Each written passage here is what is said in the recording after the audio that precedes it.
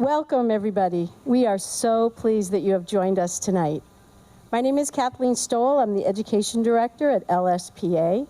And for those of you that aren't familiar with the organization, which I'm sure a lot of you are, we are a member-supported nonprofit. And we fulfill our mission of protecting and enhancing the environmental quality of our area lakes and watershed through education, programs such as this, research, supporting the creative minds that are out there trying to figure out what the issues are, and collaborative action, taking those issues and finding solutions to the problem, working with the partners in the area. So just like any other member-supported organization, we accomplish this through the generosity of our membership. So of course, here's the shameless plug. If you are not a member, there's information at the back table. We would welcome you to join us. So tonight, we are very pleased to welcome these fine people to the stage to, I think, provide us with a very informative and interesting night of information. I would introduce our moderator, Laura Knoy. Many of you might be familiar with her. 25 years on New Hampshire Public Radio. Thank you. So Laura did spend all that time on New Hampshire Public Radio entertaining all of us on our way to work. But she's moved on to other things, authorship, and now working on a podcast, Read Local New Hampshire, which sounds great. On Laura's website, which I had a chance to look at today, she noted that in her career, she kept in mind, it's all about the people and their stories. Well, tonight, it's all about our lakes and their stories. So I welcome you, enjoy, thank you for coming. Great, thank you. Thank you, Kathleen. And thank you for that introduction. And welcome everyone. What a great crowd. Wow. This is wonderful, and it really is a night to celebrate 125 years for this wonderful, venerable organization. A couple of housekeeping notes before I introduce our panelists. Please do silence your cell phones. I have been that person whose phone went off during an event. I was the one conducting the interview, so it was doubly embarrassing. So please do silence your cell phones, and bathrooms, should you need them, are right over there through that tan door. So, without any further ado, I would love to introduce our panelists. I'm so honored to not only be here celebrating the 125th birthday of the Lake Sunapee Protective Association, but especially for the chance to talk to the three women on stage with me. All three are accomplished scientists, so the introductions that I'm about to make really only scratch the surface of what these impressive and committed professionals do. I'm joined first by Elizabeth Harper, Executive Director of the Lake Sunapee Protective Association since just July of last year. Elizabeth came to the LSPA from New England College, where she was a professor of natural sciences. Her research background is in modeling of complex environmental systems. She also chairs the zoning board in Wilmot and served on the town's conservation commission. And Elizabeth, I just want to say it's been such a treat to work with you. Thank you so much. Thank you, Laura. Next, we have Kathleen Weathers. She is the LSPA's Volunteer Research Director and Chair of the Scientific Advisory Committee. Kathleen is a senior scientist at the Cary Institute of Ecosystem Studies. She also co-led from infancy to adulthood an international network called GLEON, which stands for Global Lake Ecological Observatory Network, and we will hear more about GLEON later. For now, Kathleen, welcome. It's so nice to meet you. Thank you. Wonderful. And also with us is Elena Bennett.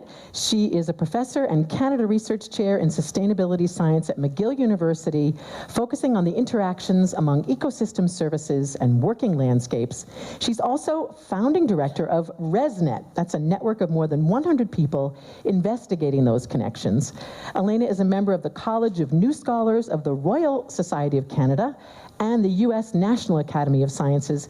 And Elena, we're so grateful you came all the way down from Canada just to be with us today. It's wonderful. Thank you. So, to our audience, and I know a lot of you will have questions, I will kick off a discussion with our guests, but then we do want to hear from you because your experiences and your thoughts always make the conversation that much richer. So in about 30 minutes, we'll start taking your comments. Nancy and Kathleen are our microphone holders for tonight. So Kathleen is over there. And Nancy is over there. So once we get to the Q&A part of our evening, just kind of hold your hand up. Kind of like this. You don't need to go like this because you'll block the person in front of you's view. For both audio purposes, because we are being recorded, and sanitary purposes, we don't want 100 hands on the microphone, just let them hold on to the mic if possible. Also, we are being recorded, so if you do come to the mic, we are assuming your consent to being recorded. Now, with all that out of the way, let's get started. And this first question is for all three of you. When environmental topics are presented these days, the message is usually pessimism, worry, doom and gloom.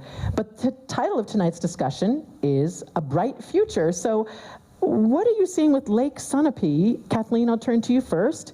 That makes you think the future could actually be bright? Fantastic question. I am looking at what makes the future of the region bright, which is all of you. It takes a village to guide to bright, to find bright, to create bright. And so it's that village of diverse perspectives. It's that village who are committed to the health of the Lake Sunapee region and to using the best environmental knowledge possible to help guide those choices. So it's about the village. It's about all of you and the collective collaboration moving toward it. And I know we're going to get into that a lot tonight. But Elizabeth, what do you think? What makes you feel that the future of Lake Sunapee is bright? Yeah, I am just so optimistic when I look out at the audience here. People care. We're so fortunate to be in a community where people understand how important the environment is, how important our lakes are. They bring us joy. They bring us all kinds of important services, including, economic value, but also just they're a place that we love. And everyone has such a strong connection here and values all of those things, but also understands the value of science. You all are here tonight. We have over, 180 people who wanted to come tonight to hear about science, and that makes me very optimistic because we need that good information to make good choices in our community, and the fact that people want to hear those messages, I think, is really important. It is encouraging that this room is so full tonight. That's wonderful. And Elena, this relates to a major focus of your work right now, making sure that scientists are highlighting positive environmental stories, are daring to say, yes, there could be a bright future. So why is that so important, Elena? I mean, to me, I think science has historically been really good at describing problems in great detail, but I'm starting to see a shift now towards also being able to articulate positive futures, solutions to those problems, and pathways that we can use to get from where we are now to those futures that we envision, and that's important. I sometimes talk about it. It's like driving a car or riding a bike, and you sort of turn to face what you're looking at. And so if what we're talking about is always problems and bad things, we tend to turn towards those, even if it's not what we desire to do. So to me, it's so important to have these envision what we really want from the future so that we can figure out a way to turn ourselves towards that and make it happen. I think that's really brave and powerful because it's so easy to go down the negative path. And that was how you framed a TED Talk that Elena did, and I recommend everyone check out this TED Talk. But talk a little bit more about that, Elena, just the idea that if all we're talking about is the negative, we are in fact creating that path.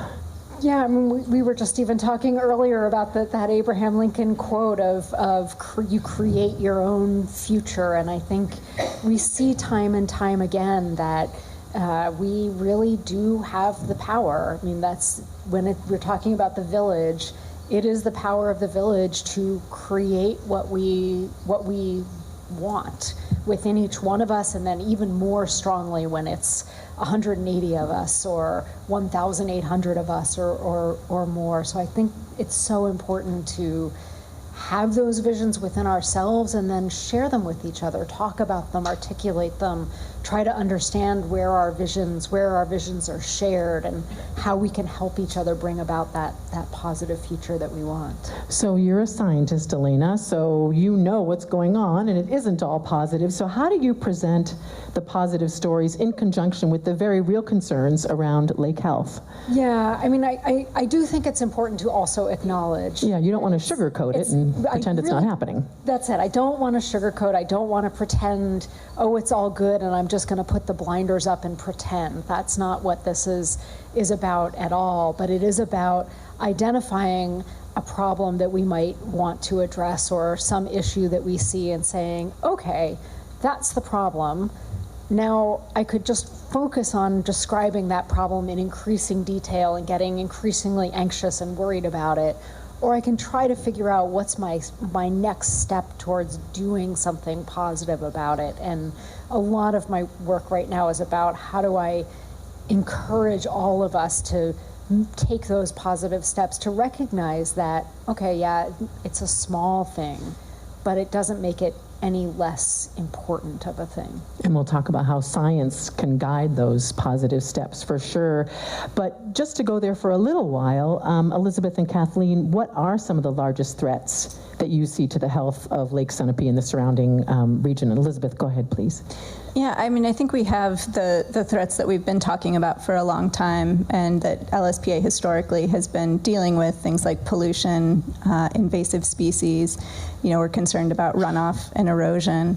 But the ones that are really big, that are coming around the corner, that we really need to be thinking about right now are climate change and increasing development pressure, and those coupled together and the impacts that those are having. So with climate change in our region, you know, that means warmer temperatures. When we think about our concerns about things like cyanobacteria blooms, you know, that means that they're going to reproduce faster. Some of those processes are going to get sped up.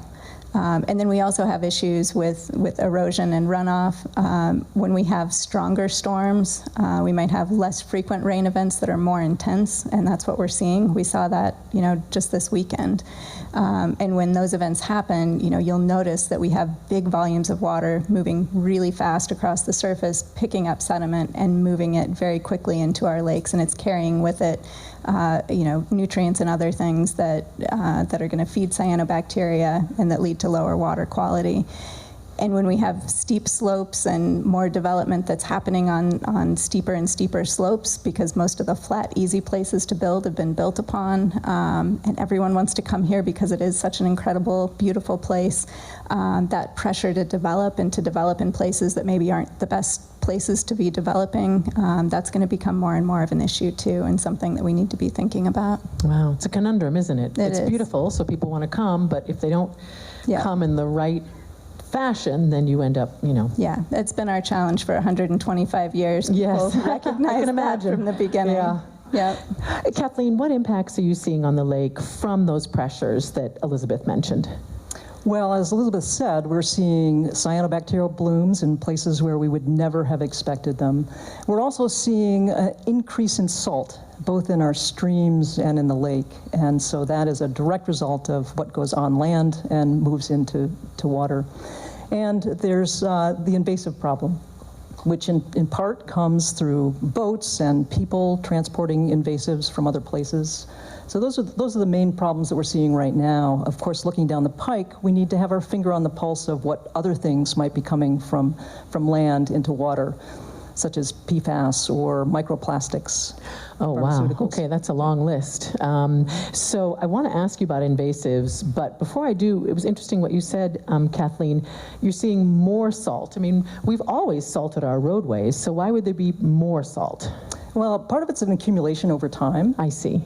And part of it is more roads, more what we call impervious surfaces. So roads that are close to the lake where salt can run off very quickly rather than into the soil. Yeah, and paved roads, not Yes. dirt roads or, right. So you mentioned invasive species, and I know you have a story about milfoil in Lake Sunapee that serves as an example of the kind of collaboration and engagement that we're talking about. So go ahead, Kathleen. Yes, this is a fantastic story that I think really illustrates who LSPA is and has been. So some time ago, in the late 1990s, the LSPA board and staff realized that they needed to have their finger on the pulse of some of the issues that were coming down the pike. And one of those issues was invasive milfoil, which has choked ponds and lakes all through the area. So in their wisdom, they said, we need to have a plan for this. And the plan they developed was to train people to monitor, so train volunteers to look for this invasive species, and set up a lake host program, a program by which boats that were coming into the lake were checked, and there was education that happened as well. So they had this in place, and lo and behold, volunteers identified milfoil, and the LSPA, along with the Department of Environmental Services, pulled together and said, okay, how are we going to control this? And what really, really struck me as a scientist was that the LSPA and the DES looked into the science of milfoil before taking action. So they realized that the way that milfoil grows is by fragments will propagate. And you've probably seen it all around the area. Often people who have milfoil choking their waterways mow it. And what does that mowing do? It spreads the fragments. The milfoil says, thank you very much. That's right, that's yes. right. So they looked to the science to guide the management and put in benthic barriers, and with a cadre of volunteers, were able to eradicate milfoil. It's one of the few places, I think, on the planet. And also, I think, which is really, really important as well, is we are still monitoring. We've continued to monitor. The Lake Host program has become a statewide program that's been remarkable in catching potential invasions. Wow, it's a great story. And again, an example of positive collaboration using the science, communities and scientists coming together. And I want to ask all of you about the role of scientists more, because Elizabeth, you've said scientists don't solve problems, people do. And Kathleen, you wrote something similar. You said research and science don't solve problems. And when I read that, I thought, well, that's kind of an interesting admission by a bunch of scientists. So I want to ask everybody, but maybe you first, Elizabeth, what are you trying to get at there? Yeah, well, I didn't mean to imply that scientists aren't people. No, that isn't what I meant. No, I know. But what I mean is, it's people sitting in the room who can take good information that scientists find out and make good choices about what they're doing in their daily lives, what they're doing in their communities, how they vote. There's so many ways that regular people who are well-informed can really make a difference. And for the most part, the role that science plays is to provide that good information. For the most part, scientists aren't on the ground solving the problems and doing the actions that it takes to make the change. And it really takes organizations and people and collaborations and people who've decided to come together and do the work that needs to be done based on good science. And that's what we're all about. And I love looking at everyone who's sitting in this room, because I can think of a million different projects that we're working on with so many of you who are here. And that's really what it's all about. That's what changes things. That's what keeps things looking the way that we want them to look around here. And that's really what matters. Elena, what do you think? Research and science don't solve problems. I hear it. I mean, my job is to understand how things work, not necessarily to change how things work. Part of that understanding might be about learning how to change things, but, the university looks at some of this good futures work and says, is that science or is that activism? What is that you're doing exactly? So I think there's a role there in understanding the problem, in understanding the system, in understanding how change happens. But our job is not to make the change happen. We're really dependent on the village of people to step in and do pieces of that. More and more, I think scientists are working with the villages to make that happen. You know, it used to be sit in the ivory tower and do something, and more I see, and ResNet that you mentioned before is a whole network across Canada of all people doing community-based research, where actually communities came to us and said, we got a problem, you know, it's milfoil, or it's lake salt, or it's this, can you help us fix it? And so then we come in and step in and try to understand, how does the system work in this place? What are the levers that we can touch to create change? So there's a role there, but it's not necessarily in actually manipulating the levers and making the change happen. Oh, that's interesting. And what's the Good Futures work that you mentioned? So I have been collecting examples of small but potentially transformative things that people are doing, and I just heard one that I'm going to grab with the milfoil. All around the world, we've been collecting these examples and then collecting information about them, because we want to understand not just this happened and here's a dot on the map, but also how did it happen? Why did it happen? Where did it emerge from? What aspects of it led to success? Was it great leadership? Was it a lot of people? Did they have the right money or the political control or the education? What were the pieces? So we now have about 2,000 of them from all around the world that we're doing two things with. One is trying to understand how to create more through inspiration and through showing people what's possible. And then the other is using them to try to understand better what people want.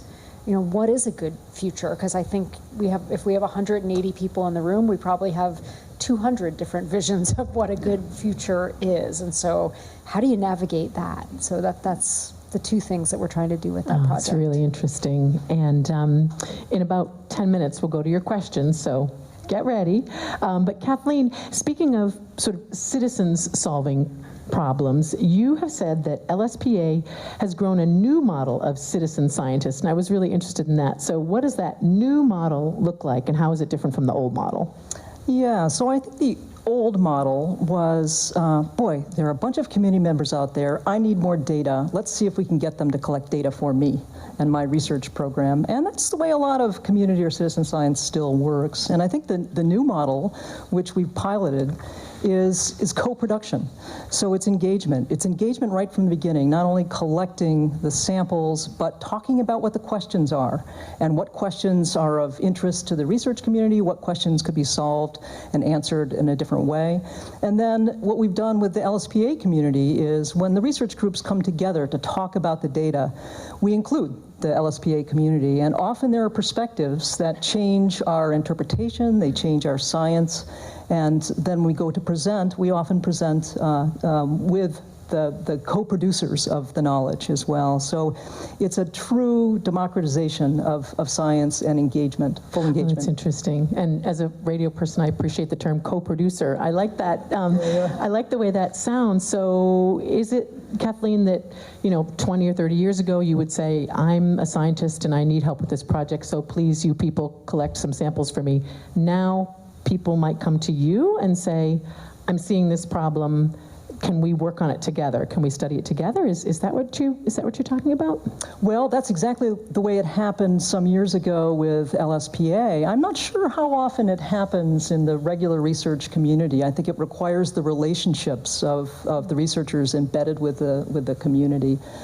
But I think it's still quite common for us as researchers to say, well, we could extend our sampling by engaging with volunteer monitors. And in the lake community and the water community, there is a lot of volunteer monitoring that has gone on prior to any engagement with the research scientists. And I'm here to tell you, those data are crucial. We could not be asking or answering the questions that we're answering now without those data. Right, because there's so much data to collect that you couldn't possibly do it all yourselves. So Elena, early in your career, you engaged in the citizen side of science, if I could call it that, growing to appreciate that science is not a one-way street where you say, I'm the scientist, thou shalt do this. So what did you learn? Yeah, so that story emerges from work that I was doing in Wisconsin, and I was working with farmers, And I just so clearly remember one of the farmers that I was working with saying, well, you're going to move on in 4 years and live somewhere else, and there's going to be another student out here with another idea telling me something to do, and you don't know how this works. And at first I was a little embarrassed, and then I realized, like, oh, that's a really important lesson. There's all these pieces of what's happening on this farm and in this farming community that I really don't know. And it sort of opened a door to me to doing exactly this sort of co-produced science and trying to look for those relationships and ask communities, how can I help? I'm here. I want to answer questions. What questions do you have? It takes a long time. It's a harder kind of science because I don't just sit in my room and think up the question that's most interesting to me. I work with the community, and sometimes the community has a question that it's not scientifically interesting. So it takes us some time to figure out where's the piece that's interesting to me that I can train a student to do and they can get a degree for doing, and that's interesting to the community. So it's a longer, sometimes slower kind of science, but it's one that I've found now that I've grown into it over the last decades. It's so rewarding because you get to, and there's never really an end, but you get to the end of one piece of the project and you've come to an answer to a question that a community is actually going to take up and do something with. Because it's their question. Because it's their not your question. They wanted to know the answer, and so now we've delivered a piece of that answer. And often, like Kathy was saying, we'll present together the results, and then they'll turn to me and say, "Okay, now we've got 20 more questions," which is great. That's exactly where I want to be. But it's a different way of approaching. Right. Elizabeth, do you have any examples of that work of non-scientists really contributing questions or contributing information, research to the health of Lake Sunapee? Yeah, there's so many good examples. And I think back to what Elena was just saying about, the challenge of 4 years where so many of these research projects, you have to come up with a new idea that has to be novel to get funded and to have a student that's going to work on it and graduate. And oftentimes, that can be limiting. There's not as much in the research world, there's not as much focus on just collecting long-term data. And oftentimes that's what scientists need to develop these incredible models and to understand systems is really consistent long-term data that's been gathered in a rigorous way. And that's one of the most important things that a lot of our water quality monitors do. We have volunteers that go out and collect water quality samples. They bring them to the lab here and they're analyzed. And that data is used, not just locally or regionally or in the state, but by this entire GLION network that Kat will talk more about. But that baseline data is so important in informing the science. And once that information goes into these models that the scientists are creating to help us understand the systems better, then we can think about the levers. And I love that reference to levers and systems. What are the levers that we can pull to make the changes that we want to see happen? And then our volunteers become those levers that we're pulling, and they're doing the work that needs to be done to make those changes. And one really great example of that, I was saying that so much of what's happening on the ground is the actions that individual people take, and we have this community where people want to do the right thing, and oftentimes people don't know what that is. We have a great public awareness campaign called Let's Be Clear that 2 of our volunteers developed, and we have a big watershed committee with volunteers that go out and educate people in the community, and they've literally talked to thousands of people about a short list of basic things that everyone can do that make a difference, and that collectively adds up, and it really matters. And so, some of the work that volunteers are doing are going out and collecting the data, but the education piece is really important too. So I think those are both really important pieces. Right. So in about 5 minutes, we'll go to you, so get ready. But I have one question before we go to the audience that I want to ask all of you. And as a journalist, this is really interesting to me because it's about communication and how scientists communicate effectively. So Elena, I'm going to go to you first, but I want to hear from everybody. How should scientists communicate with the public in order to gain their trust? And if you have any examples of good communication, bad communication, because to do the work that you're talking about now requires trust and communication. It does, and we were sort of hinting around this before, but I think working in the same community for a really long time, in my network that I'm running across Canada, some of my teams have been working in the communities that they're working in for 20 or 30 years, which is essential for building that kind of trust. And when I look at those groups that are really successful, what I think the scientists there are doing best, and this might sound strange about communicating, but it's actually listening. It's keeping your mouth shut and listening to what the community has to say and has to offer and has to ask. And that's, when someone says communication to me as a scientist, I often think about, be clear, open your mouth in this way, say this, do this. No, just zip it and listen. Wow, so don't worry about your main message or the slides you're going to show. Just zip it and listen. I think if you want to build trust, that to me is where it's at. And I would say not regular listening, I'm not sure what the right words are, but like really intensive, listening and thinking and really hearing what someone is trying to communicate with you.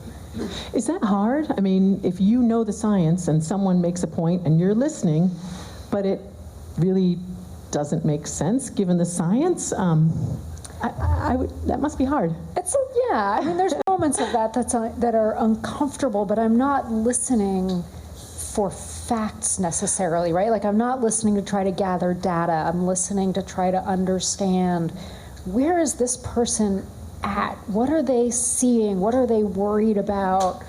What do they understand in this situation? And then I can sort of let go of is that factual or not? Because that doesn't matter as much as understanding where the person I'm talking to is. Oh, it's really interesting. Go ahead, Kathleen, what do you think?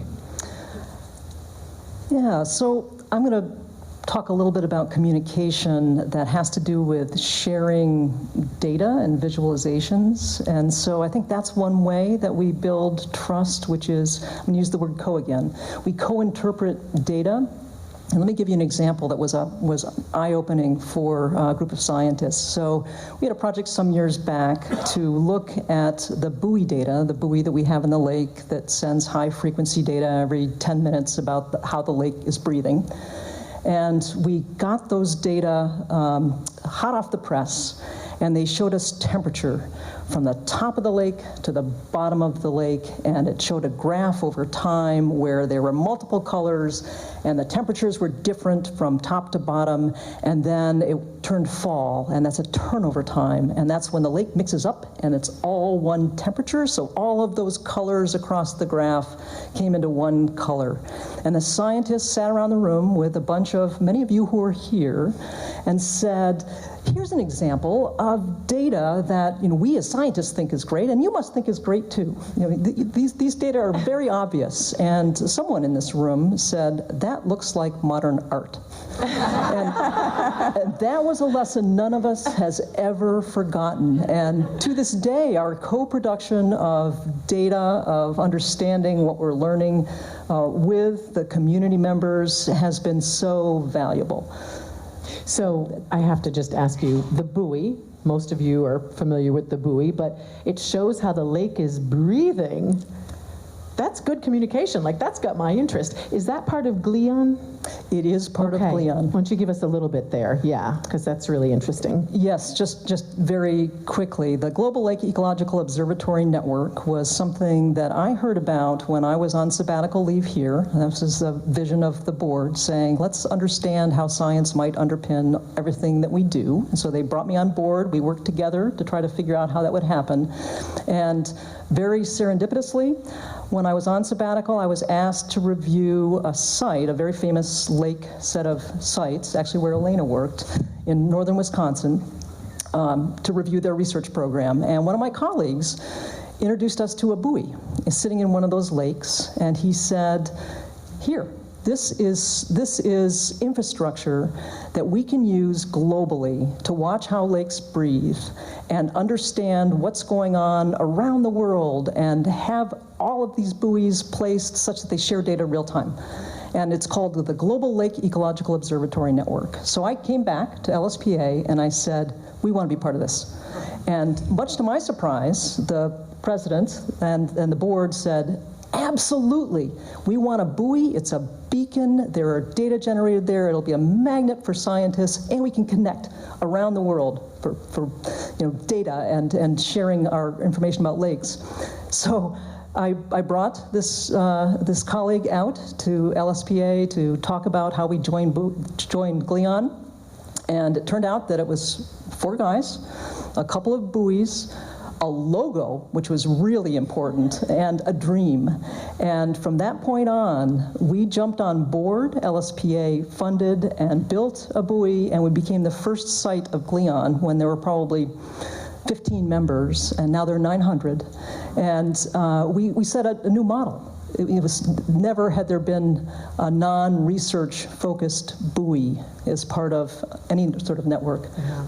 I just love that, and it reminds me again of what Elena said. I mean, let's talk about those positive environmental stories, and it's cool that your lake here has the first one in this GLION, so I think that's great. How about you, Elizabeth? Good communication from non-scientists to the general public.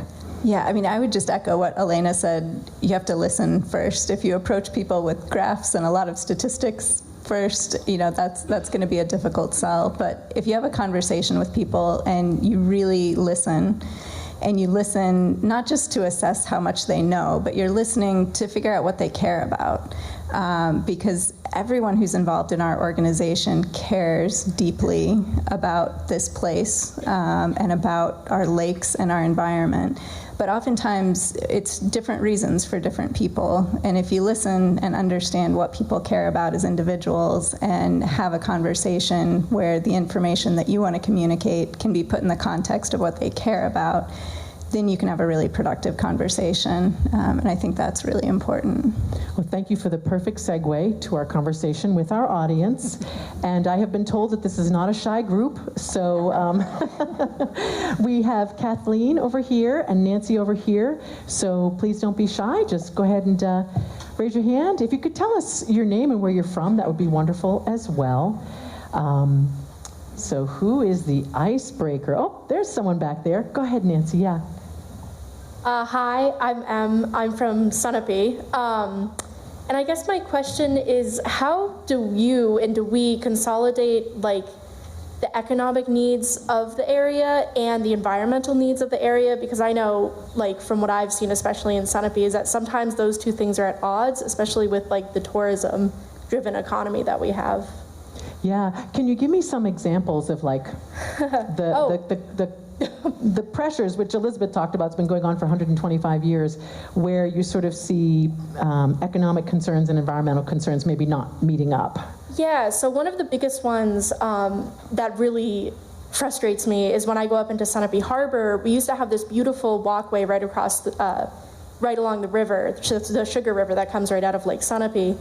And recently, a private group had completely clear-cut that area right next to the livery, and it was incredibly frustrating because it felt as if nobody was trying to stop it, or that they hadn't gone through the correct hoops. And it's just frustrating seeing those things where, even though it's private property, it still feels as though we have, as the public, some accountability to it and responsibility for it. Yeah, thank you so much. And boy, this is an old story, and I'm not sure who wants to jump in on this first, because boy, it's like we were saying in the beginning, you have this beautiful resource, everyone wants to be here, but then things happen, and clear cutting can cause that runoff that you talked about. So go ahead, Elizabeth, but maybe everybody, because that's a really fundamental point that you raised. Thank you so much. Yeah, well, thank you for that question, because that's exactly the kinds of questions that we want people asking. I think it's really important to recognize, I think there are 2 times when things like that happen. One is when people don't know, and there are a lot of times where people make choices and do things that are harmful to the lake and to the environment, and they genuinely don't know. And so I think one of the most important things that we can do is the education, and making sure that when people, especially when new people come into our community, that we help with that education in a positive and supportive way, not in a finger-pointing, negative, mean way. I think that's really important too. And I think that solves some of the problems, not all of them. There are always going to be some people who, for flat-out profit, will do just about anything, even if it has impacts. And I think those are the times that we have to come together as a community, and we do that through our, through our master plans, and we say this is what we want our community to look like and to be like.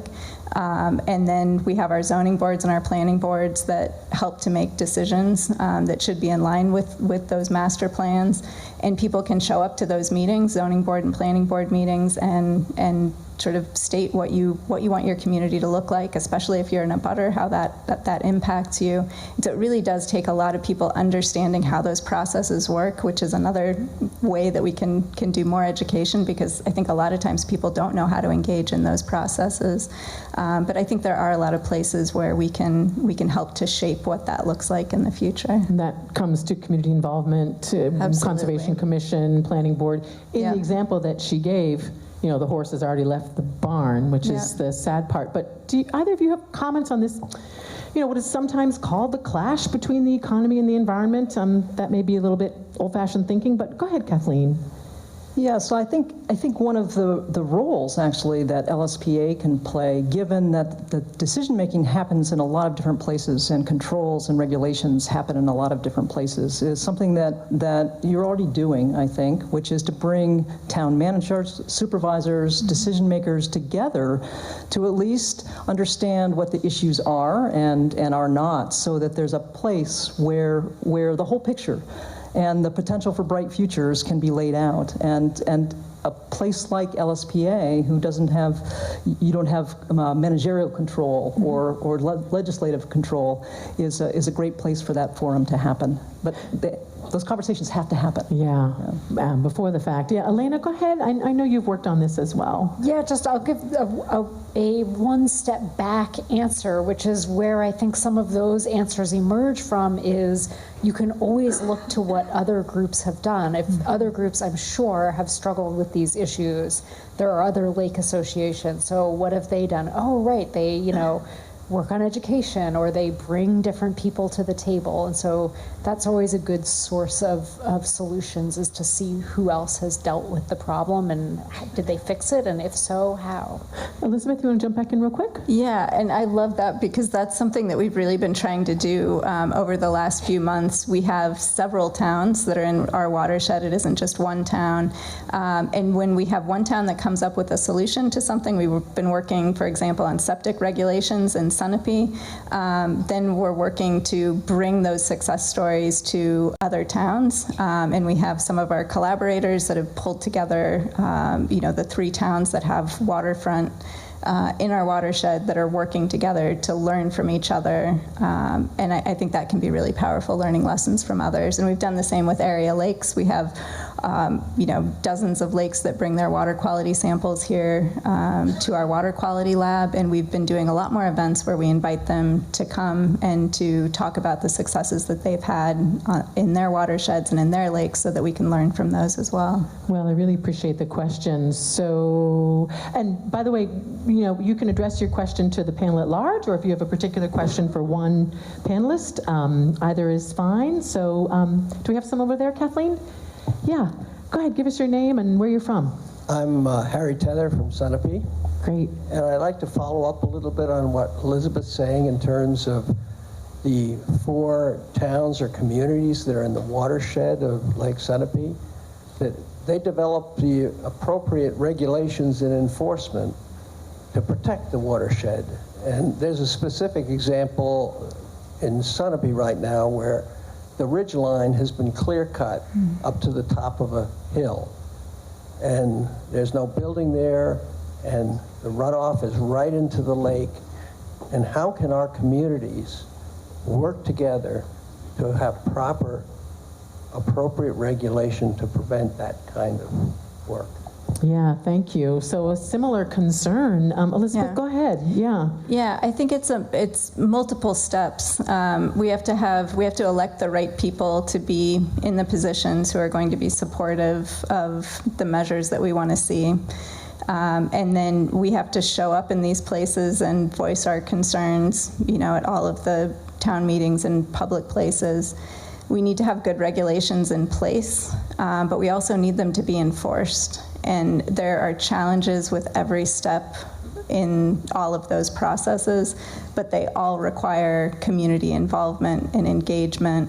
But I think it needs to be collaborative involvement and engagement. What I found is that most of the people that are in positions to do the regulation, who are volunteering to be on conservation commissions and zoning boards and planning boards, they're all there, many of them, most of them, almost all of them are there for the absolute best reasons. And we really need to work with them. It's easy to want to point fingers and say, you're not doing your job, or why aren't you doing this or you doing that? But the finger pointing and the negativity doesn't often solve problems. Thinking about how we can work together to figure out what those barriers are, how we can work together to overcome them, I think is the strategy that is most effective. That reminds me of another question, but I want to go to you first. So other questions from the audience? Yeah.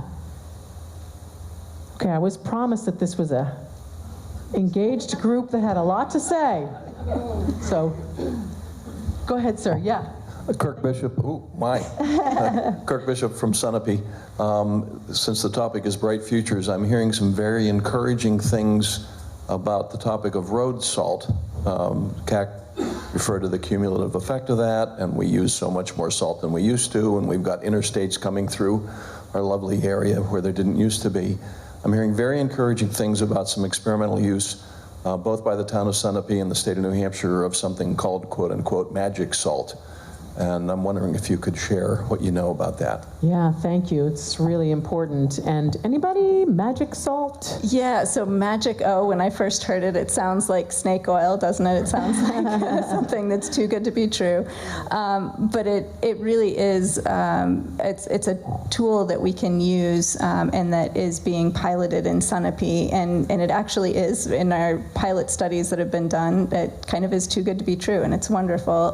It melts the ice when it's applied. It can be applied and it will melt snow and ice, if you have just a small amount, and the road crews don't have to go out every single time to plow when they use it. So they've loved it because it's effective, and it means that they're not having to go out as often, and so it saves money not just in terms of the amount of product that's being used and the cost of the product, but in the labor that it takes to apply it, and it's saving them a huge amount of time. They're very much on board, and it's something where we want to bring together folks from the highway departments in other towns, and it's been really successful in Infield, where they use it exclusively on town roads. How widespread is that being used, like in a couple communities or across the state? So it's Infield's the only town that I know who's 100% on board, and when you think about that, why aren't more people switching to this thing that's amazing? And it comes down to human nature. People don't like change.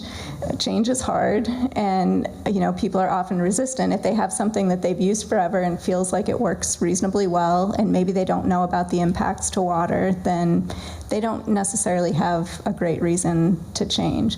But for all of you, the next time it's budget season in your towns, look at this information, because the results are really compelling. It not only is it really effective and it keeps the salt out of our water bodies, but it actually saves a huge amount of money, and that is oftentimes a much easier sell than some of the other points. It's a rare win-win. Did you want to jump in on that, Kathleen, as well? Yes, there's another opportunity here, I think, which is to look to our extended communities in the U.S. and elsewhere, where we have colleagues, some of whom were trained right here in Sunapee, who are also working with the local communities and are doing research on salt. So there's another opportunity to do, as Elena was saying, is bring in examples of communities that have solved this problem in different ways. Mm-hmm. Something Elizabeth said, Elena, made me want to ask you this. It is easy to finger point, and it is frustrating for people when they see these choices that people have made that we know are not good for the lake. How are you, in your work now, Elena, approaching public engagement when the public includes lots of different people with lots of different interests? It sounds great, but it's not always easy to come together in a room with people when they have different ideas about what they want to do. It is not always easy, and often it's not as stark or obvious as the person who wants to clear cut and the person who wants to protect the lake. It's more subtle and harder to deal with. We have started running scenario development workshops, which is basically getting a couple dozen people in a room and saying, okay, let's try to figure out what this place might look like 25 or 50 years from now. We try to develop a set, maybe 3 at least, 4 different visions. Maybe we're gonna think about like a extreme climate change situation and a less extreme climate change situation, or maybe different kinds of how politics might unfold, or what might happen to the lake association. It gets really powerful in local politics. What happens then? And interestingly, that turns out to be a really good way to get people to talk about the places where our visions differ, because we're not sort of stuck in the finger pointing, thinking about the same argument that we've had 1,000 times before. We're thinking about 50 years from now. We don't usually get to do that. It's totally imaginary. It gets us out of our usual seat. And it can open up some doors, sort of crack open things where people realize, oh, we're actually on the same side of this. We're just going about it in different ways. Well, how could we move our actions a little bit closer together so we're not rubbing each other so uncomfortably? Wow. It's a lot of fun. Yeah. Okay, back to the audience, and I see a hand over there. Oops. Oh, go ahead, Kathleen. Yeah. My name is Bob Larson, and I'm from New London. I'm just on the focus of optimism. To me, data collection and the fact we're a village, which feels great, is not reason alone to provide optimism. I'm more interested in results, and I think of the American eagle being restored to its natural habitat. So my question to you is a pointed one with respect to Sunapee, and maybe more generic. I grew up in Wisconsin, so I'm familiar with eutrophication of Wisconsin lakes. Can you point to demonstrable improvement in Lake Sunapee through the efforts of LSPA for the last 125 years, and or in the United States, where we can draw some optimism from those successes? Right. No, that's a great question. Thank you, Bob. And maybe I'll turn to Elizabeth for LSPA, and either of you for other examples of what Bob rightly points out, demonstrative results. So go ahead, Elizabeth, please. Yeah, I think that's a great question. I think what I'm most optimistic about when I think about our history as an organization, it comes from comparing what's going on in other lakes in New Hampshire. When we look at other lakes that are infested with milfoil that didn't have an organization that caught that in time, that was able to actually eradicate a patch of milfoil that had already started, that's a very unique story. That has not happened in many lakes. And there are other lakes that spend thousands and thousands of dollars that hire a huge numbers of people to come in and work every summer just to try to keep invasive plants under control. We don't have that, and it's something we should not take for granted. That's why we have our lake hosts that are keeping a vigilant eye, because it could happen, but we're doing everything we can to prevent that. Another is cyanobacteria. There are a lot of lakes, and we occasionally are seeing some cyanobacteria, and it is something that we have to be so careful about, because we're right on the cusp of it being possible that we're going to see a lot more of that in the future. But through a lot of the work that we're doing everything that we can to keep that to a minimum and to not have the massive cyanobacteria blooms that we're seeing on other lakes. We already have so many advisories that have come out on other lakes across New Hampshire. And so much of the work that we're doing is trying to keep the nutrients out of the lake that cause those blooms. So I think those are two of the big ones. Is just real quickly, cyanobacteria, is that caused by runoff? Is that what the blooms? That? Yeah. So we have, and Kak, you can go into more detail than I will, but I mean, essentially the cyanobacteria are there, and they've been there for as long as we've been around.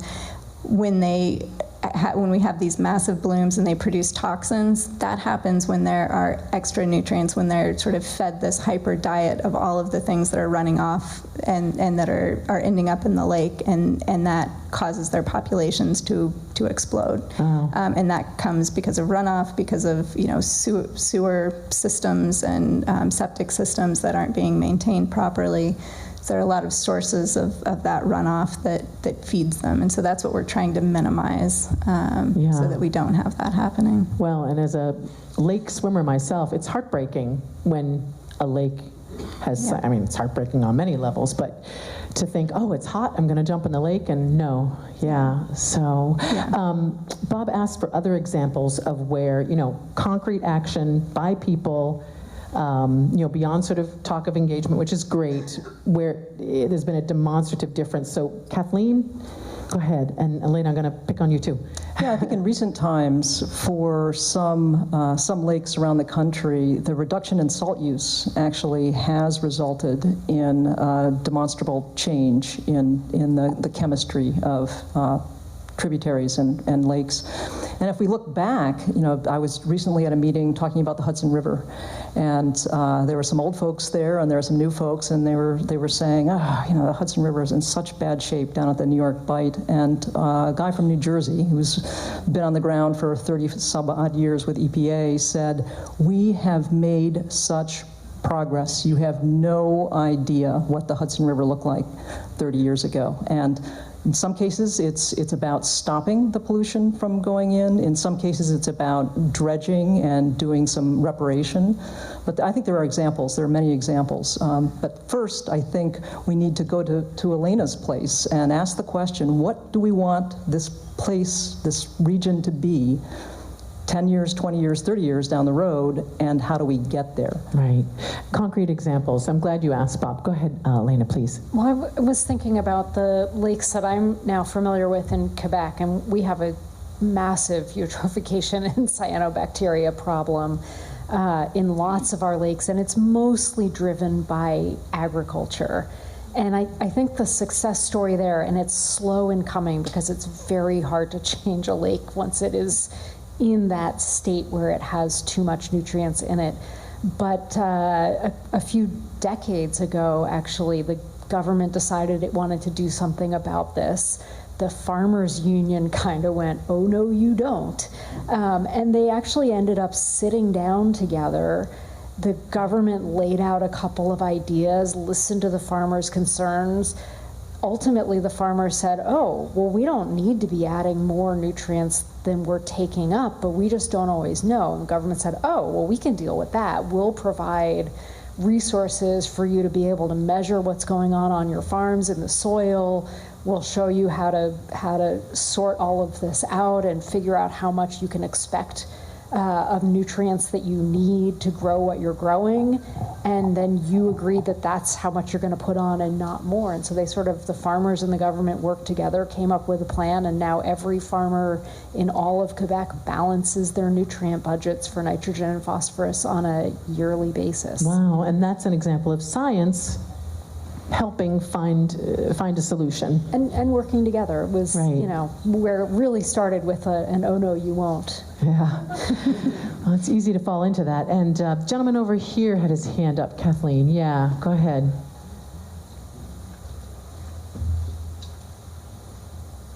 Hi, if you give us your name and where you're from too, that'd be great. Yes, I'm Henry Howell from the Sutton, essentially Sutton Conservation Commission. Great.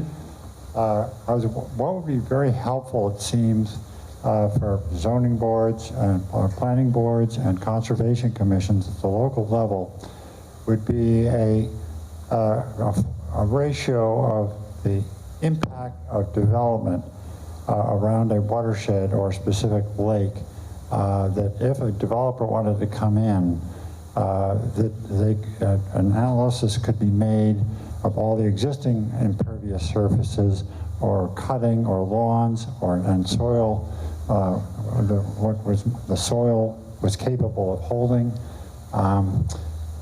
For example, when you do a development of your own, on your own property down near a lake, you have to go through hoops to demonstrate to the DES of how many trees you have, how many impervious surfaces you have, how close to the lake you're going to do something. Now, if this were done on a lake, a whole lake area for the community, for the development department or for the Conservation Commission, so when a developer comes in and says, I want to do this, or somebody else wants to build a house, can that particular watershed or that lake sustain it? So, Henry, you're saying that kind of analysis and data doesn't happen right now? Not on a whole, it happens on a specific property, but not on the whole lake area or watershed. Well, Elizabeth, this is where you've got your science hat, but you also have your town government hat, having served on some boards and commissions. So go ahead, Henry, thank you for the question. Yeah, I think that's a really good point. I think there's a lot of information, and when you just think through the process of what it takes to come up with those recommendations and those maps and how you gather that information and organize it, most conservation commissions don't have the capacity or the skills to do that. And that's something that I've really been thinking a lot more about. What we can do as an organization is how can we help capacity building for our zoning boards, planning boards, conservation commissions, because those are all people who are so dedicated to making sure that our towns are developing the way that they should and that we are thinking about conservation issues. Those are people who care and who really are invested in putting a huge amount of work and effort into helping us shape what our future looks like. So being able to help them with the resources and that capacity building, I think is an opportunity that we really need to do more of. And that's a great example of how we might be able to help with that, with the mapping. So in the master planning process that you referenced earlier, does that data is that not included in the master plan? Because I think Henry raises a great point. It's often not that granular. I think the general picture is there, but not maybe to the extent, the quantitative extent that it could be that would really allow someone to make a clear decision. They might say, we want less development or more development, or but I think there is room in that master planning process for more detail, and those are places where collaborating with the organizations that are helping towns develop those plans, is something that would be great to facilitate. Yeah, so there isn't a measure of like, this is the carrying capacity of this region. Yeah. We can handle this much, but not this much. Yeah. That doesn't exist. No, and partly it's challenging because what is your goal? When you say how much is okay, it's subjective. It's not something where science can tell us, this is the exact amount that's okay, and beyond that it's not okay. And that's where documents like the master plan are so important, because that's where informed citizens can take that information and translate it into their values and add both of those things together to plan for the future. And those are the places where scientists can't tell us what that exact point is. We just have to take that information and use it in the best way. It's so interesting. We've kind of come full circle, haven't we, in terms of this. Do you want to jump in on that, Elena? I asked sort of, what's the carrying capacity of this region? And it turns out there isn't a single number where we can say that's okay and that isn't. Well, right, because it depends what you care about in the end. I mean, you could bring in 1 million people. I'm sure we could support it with enough, grocery stores and other things to bring in food, but I bet your lake wouldn't look like the way it looks now. And for some people, they might say, well, that's okay. That's a trade-off I'm willing to make. For most of us, probably not a trade-off that we're willing to make. And I get a little worried, even though it's the carrying capacity it's so appealing as a concept, right? Because it's a number, it's a place on a map, it's a really clear. It also can sometimes be an invitation to developers. Hey, we're willing to go all the way to here. And so there's a careful line to walk there with not ending up inviting people to push all the way out to the farthest boundary that you're willing to cope Right. with. I think we have time for one more. I always feel bad picking that last person. So go ahead, Nancy. Yeah. Thank you. My name is Jeff from Newbury, and this is a wonderful event. Hopefully we do more of these in the future, so thank you all for your time. Elizabeth, just in regards to transparency and communication, you and your team did an amazing job over the last week and a half with the unfortunate diesel spill in Sunapee Harbor, so thank you for that. It was very important. The quick action from your team, the municipalities, and the different businesses, it was amazing. That being said, I might be alone in this, and that's why I want to ask the question. I guess I'm unsure of the root cause, action to prevent the issue in the future, and then the financial liability on the cleanup. And was Lake Sunapee Protective Association, did they fund the cleanup? So if you could just unpack this. Absolutely. And this is not a finger pointing at all. This is about the quick action and the solutions that you, your team, and the community achieved. So thank you. No, I'm really glad you raised that point because this just happened. So I know people in this audience want to hear about it. So go ahead, Elizabeth. Yeah, and it's such a great example, I think, of the risks. When we use the lake in so many different ways, there are always going to be risks. We have to minimize those risks as much as we can. We're lucky that the company that was responsible for it, they actually had done everything that they legally were required to do to try to minimize those risks. The challenge is that there's always room for human error, and that happens, can happen to all of us, and that's unfortunately what happened in this situation. Certainly something that none of us want to see, and that the company that owned the boats didn't want to see this happen either. What I was actually, when you look on the bright side and think about reasons for optimism, I was amazed. This was, I've only been in my role less than a year, and this was the first time that I had to deal with something like that, and I wasn't sure what I was going to encounter. And what I found was that the town manager, the local business owner, they both called me right away. And we talked immediately about, how this was being handled, what was happening. We had our fire chief, who was incredibly well trained, who came in immediately and took the actions that needed to happen to minimize the impact, to really contain the spill. And DES, our Department of Environmental Services, that came right away. When you look at the call logs, it's pretty impressive how quickly that chain of communication happened and how quick everyone got out and took care of the issue and really minimized the impacts. And so I think it was just such a great example of how having plans in place for things that can go wrong, how important it is to have those plans in place and to have people well trained and to act efficiently and responsibly and collaboratively. It was incredibly collaborative.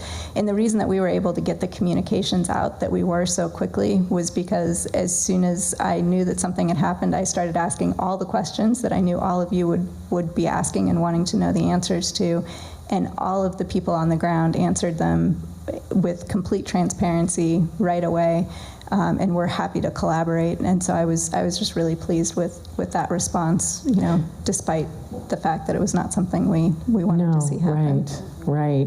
Well, I'm really glad you raised the question because I know it's on a lot of people's minds here. And I promised that I would get people out by 7:15 so that you can all have time to socialize and engage and get involved. So one last question for all three of you.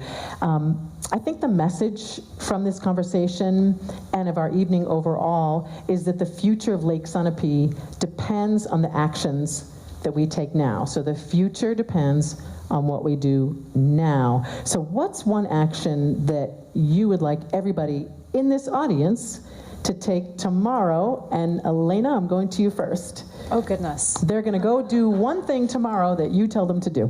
That I tell them to do. I would say I would encourage everyone to look internally tonight and think about what you want for the future of this region and figure out for yourself what your step is. Far be it for me to say what the one most important thing is, also because everyone in the room has a different skill set, right? So I want people doing the thing that they're inspired to do that fits with their skill set. So take a moment tonight before you go to bed, think about what you want the future to look like, and one thing you can do tomorrow to make it happen. Right. Go ahead, Kathleen.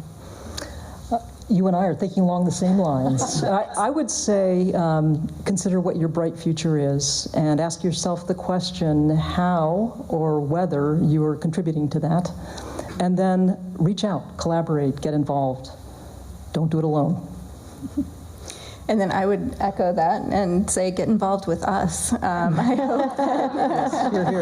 hope that you will all think about how you can engage with LSPA. You know, find us on social media, check out our website, sign up for our e-newsletter. There are a lot of ways that we can connect with you all, and I hope that you'll all connect with us in some way if you haven't already. Okay. Well, I have to wrap it up there for tonight. It is a school night. I'm cognizant of that. I very much want to thank our guests, Elizabeth Harper, Executive Director of the Lake Sunapee Protective Association, Kathleen Weathers, LSPA's Volunteer Research Director and Chair of the Scientific Advisory Committee, and as we heard, Kathleen is a Senior Scientist at the Cary Institute of Ecosystem Studies. Also, Elena Bennett, Professor and Canada Research Chair in Sustainability Science at McGill University in Montreal. Let's give it up for some great guests. Great job.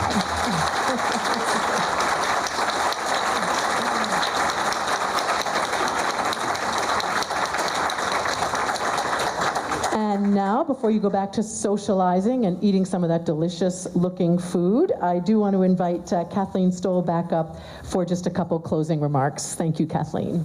Thank you. Thank all of you for coming and all of the effort you've put into making this happen.